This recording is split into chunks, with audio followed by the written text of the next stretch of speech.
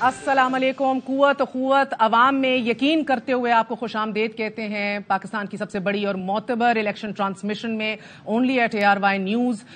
24 घंटे से कम रह गए हैं कि आपको अपना हक इस्तेमाल करने का मौका मिलेगा, और ये हक कितना बड़ा है, इसका इस्तेमाल कितना ज़रूरी है, इसका अंदाज़ा यकीनन अभी तक आपको हो गया होगा, और अगर नहीं हुआ तो इंशाल्लाह अगले 24 घंटों में आपको मज़ीद इस बात पे यकीन दिलवाएंगे। कांटेदार मुकाबला है बहुत से हलकों में। मियां नवाज शरीफ साहब की वापसी के बाद उनका वोट कंसोलिडेटेड दिख रहा है पंजाब के अंदर, जबकि तहरीके इंसाफ का वोटर जो है वो मायूस नहीं बल्कि पुख्ता यकीन के साथ और डिटर्मिन्ड दिखाई दे रहा है बाहर निकलने के लिए।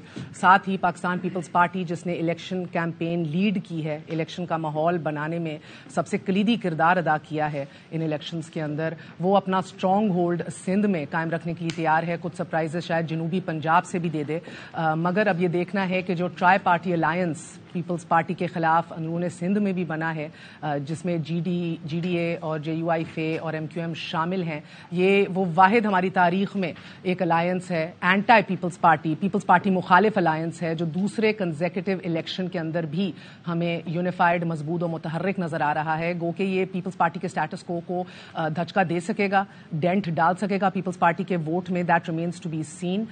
मगर as of right now people's party और इंटीरियर सिंध से भी शुरू करेंगे, जिसमें लगभग 36 नेशनल असेंबली की सीटें हैं। बहुत से हलकों में कांटेदार मुकाबला भी है, लेकिन बहुत से लोगों का ये भी मानना है कि पीपल्स पार्टी के लिए एज ऑलवेज एक ईजी वॉक ओवर होगा for the lack of options, nothing else but the lack of options. क्योंकि ये जो अलायंस भी है, पीपल्स पार्टी मुखालिफ सेंटिमेंट्स भी हैं, जमातें भी हैं, इन्होंने अंदरूनी सिंध में बारहा the story remains the same, कोई काबिल जिक्र काम नहीं किया, कोई कारकर्दगी नहीं दिखाई, कोई प्रेजेंस नहीं दिखाई in the last 5 years as well.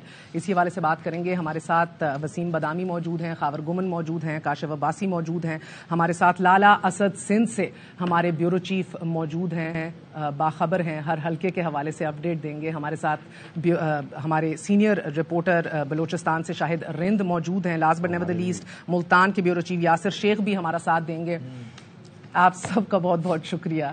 शायद हासिरा शायद हमारा रिपोर्टर नहीं है, लेकिन भाई हमारी फ्रेटर्निटी है ना, तो अपना ही है, हमारा पूरा पाकिस्तान ही है वैसे। बट चलें, लाला अस्सलाम वालेकुम, I hope you can hear me. वालेकुम सलाम। खैरियत से हैं लाला? जी बिल्कुल। लाला बताइएगा, लाड़काना NA 194 बिलावल भुट्टो जरदारी का टाकरा है JUI के सूमरो साहब से। पहले भी कांटे का मुकाबला हुआ था, लेकिन बिलावल जो जीत के निकल आए थे। इस बार क्या हालात हैं NA 194 में? देखिए, मुकाबला बिल्कुल है, क्योंकि लास्ट टाइम भी सुमरो साहब ने वहां से 50,000 के करीब वोट लिए थे, और बिलावल साहब ने 34,000 के वोट के मार्जिन से जीते थे वो।